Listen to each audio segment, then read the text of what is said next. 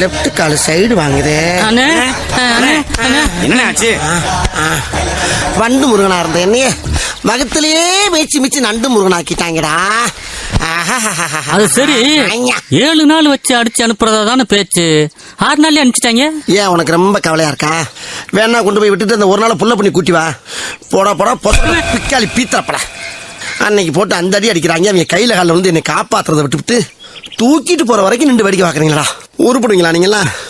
இல்லனே, தூக்கிட்டு போறப்ப அதான் வச்சு அடிச்சிட்டீங்களே, பாடி எங்க கொண்டு போறீங்கன்னு கேட்டோம்னே. பாடியா? ஏண்டா என்ன குலவனியா கொண்டு போனாங்க?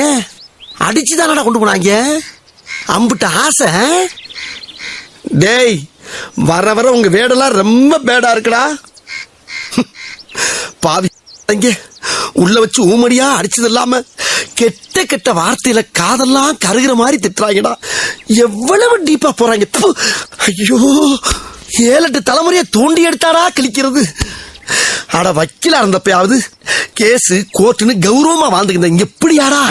அரசியல் இதெல்லாம் தாங்கி தானே ஆகணும். உங்களால தாங்க முடியல, கட்சியில கல்லுங்க கல்கோரி வேலைக்கு போயிடலாம். முடியாது முடியாது.